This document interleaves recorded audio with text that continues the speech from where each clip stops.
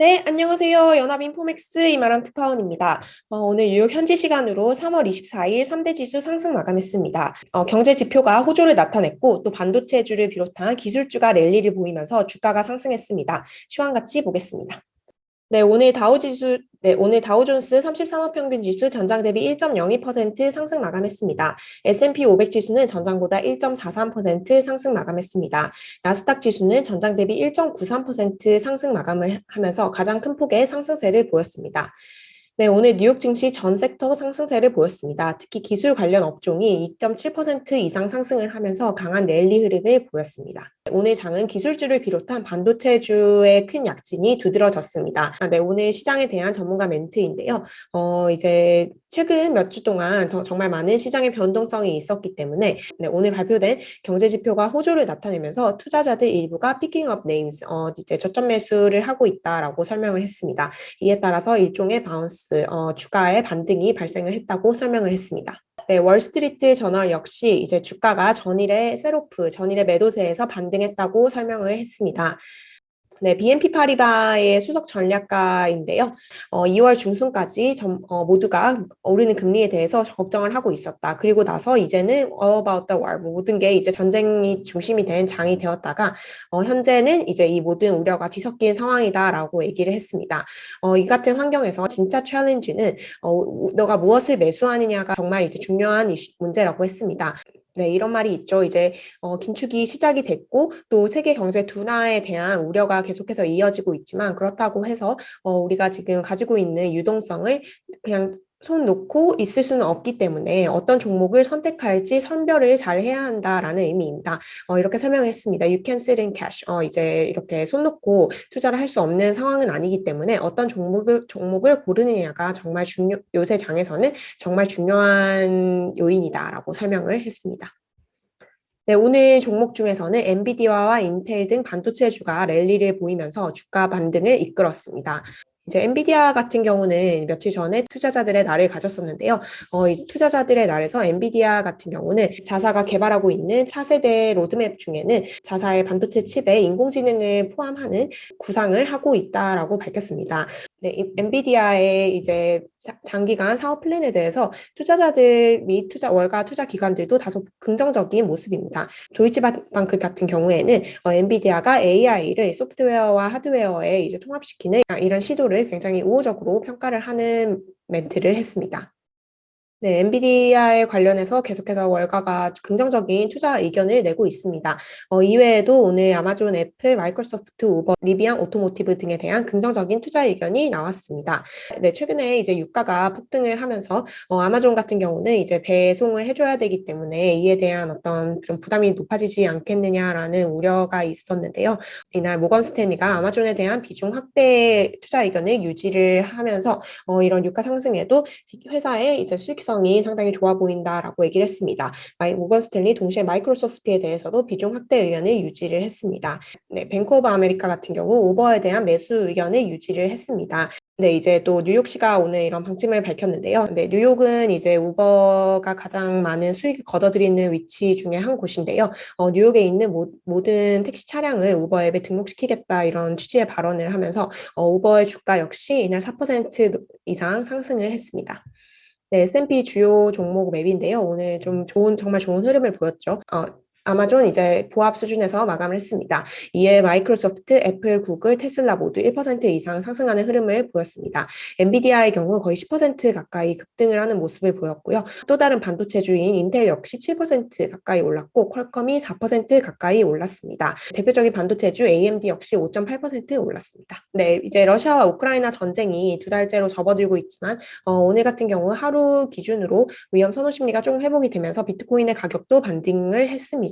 어제 비트코인이 100일 이동평균선보다 조금 높은 수준에서 마감을 했는데요.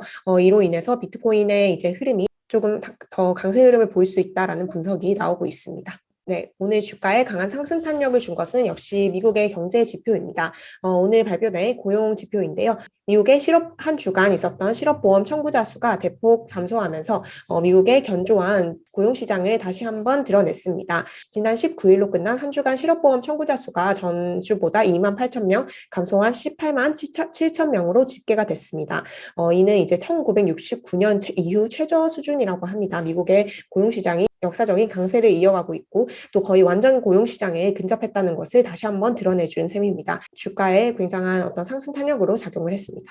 네, 미국의 지난해 4분기 경상 적자도 전 분기보다 20억 달러 줄어들면서 경상 적자 폭이 줄어들면서 경상 수지가 개선되는 모습을 보였습니다. 킨자스시티 연방준비은행이 관할하는 미국 중부 지역의 제조업 활동도 큰 폭으로 개선이 됐습니다. 3월 제조업 합성 지수가 37로 집계가 되면서 이제 전월치보다 큰 폭으로 높은 수준을 기록을 했는데요. 3월의 반등세는 역사상 최고 수준이었다고 합니다.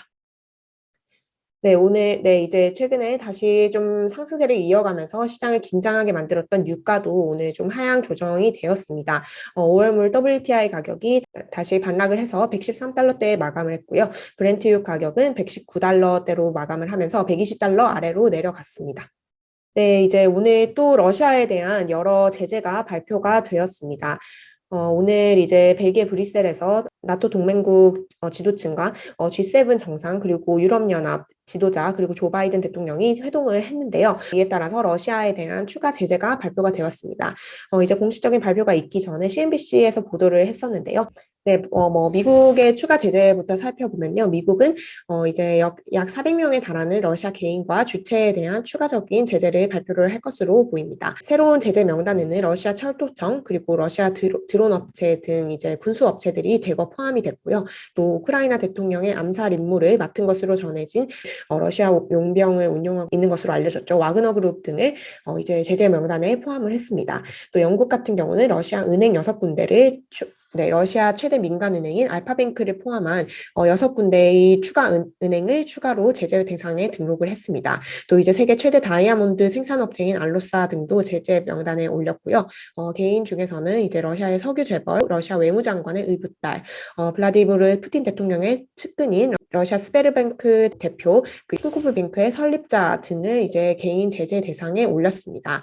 이외에도 이제 미국 같은 경우는 러시아 하원 의원 300명 이상과 엘리트층 상당수를 대상으로 한 제재를 발표를 했습니다. 금융시장에서 조금 중요한 거는 이제 러시아 중앙은행이 보유하고 있는 금에 대한 거래도 또한 미국이 중단을 시켰다는 것입니다. 제니 옐런 미국 재무부 장관이 이날 발표를 했는데요. 앞으로 이제 러시아 중앙은행과 관련된 금을 거래하는 것도 미국의 제재에 위반이 된다라고 얘기를 했습니다. 실제로 이제 전쟁이 발발하기 직전에 금 가격이 되게 굉장히 많이 오르는 흐름을 보였습니다. 일부 전문가들은 이제 러시아 중앙은행 그리고 러시아 국부펀드가 금을 상당히 매집을 하고 있다라고 발표를 했었고요. 실제로 러시아의 외환 보유액은 20% 가까이 금으로 구성이 되어 있는 것으로 알려졌습니다. 지금 러시아의 자산이 대부분 동결이 된 상태에서 러시아는 루블화 폭락 그리고 자산 가치 폭락 등을 막기 위해 금을 이용을 할 수 있기 때문에 이것에 대한 추가적인 제재를 도입한 것으로 보입니다. 그럼에도 불구하고 금 가격은 소폭 상승을 했습니다. 네, 오늘 연준위원들 발언도 이어졌습니다. 닐 카시칼리 미니애폴리스 연은 총재는 올해 7번의 금리 인상을 예상하고 있다. 하지만 어떤 금융 불균형이 해소가 된다면 7번까지는 필요가 없을 수도 있다라고 다소 비둘기파적인 발언을 했습니다. 이외에 찰스 에반스 시카고 연은 총재가 네, 이외에 찰스 에반스 시카고 연은 총재가 발언을 했는데요. 올해 금리 인상을 many rate rise를 예상을 한다고 얘기를 했습니다. 많은 금리 인상을 예상을 한다라고 얘기를 했고요. 또한 연준의 50bp 금리 인상에 열린 마음을 가지고 있다라면서 다소 매파적인 발언을 했습니다. 네, 오늘 월가 IB 소식입니다. 바클레이즈가 S&P 500 지수 연말 타겟을 4,500으로 기존 4,800에서 4,500으로 하향 조정을 했습니다. 또 이제 모건 스탠리가 오늘 경제 전망을 내놓았는데요. 오는 5월과 6월 FOMC에서 연준이 모두 50bp 금리 인상을 단행할 것이라고 얘기했습니다. 이런 매파적인 월가의 분석과 또 연준 위원들의 발언에도 불구하고 증시는 상승세를 보였습니다. 네, 또 오늘 러시아 증시가 거의 이제 폐장된 지 한 달 만에 다시 거래를 재개를 했습니다. 한 달여 만에 재개장한 후 4% 가까이 상승 마감을 했습니다. 네, 제가 어제 방송분에서 코로나 팬데믹에 따른 세계 증시 저점이 2019년 3월이라고 말씀을 드렸는데요. 댓글에서 지적을 해주신 대로 코로나 팬데믹에 따른 세계 증시 저점은 2002년 전인 2020년 3월이 맞습니다. 제가 뉴욕이오를 이제 시작한 지 2달이 되어 가는데요. 제가 기존에는 이제 팬을 글로만 이제 소식을 전하던 팬 기자에서 처음으로 영상이라는 매체를 통해서 여러분께 정보를 전해드리면서 약간 이제 실수를 하게 되었습니다. 네, 아직도 이제 많이 부족한 점이 많이 있지만 점점 더 나아지는 모습 보여드릴 테니까요. 앞으로도 많은 관심 부탁드립니다. 오늘 제가 준비한 뉴욕 증시 정보는 여기까지고요. 내일도 뉴욕 증시 정보와 함께 찾아오도록 하겠습니다. 들어주셔서 감사합니다.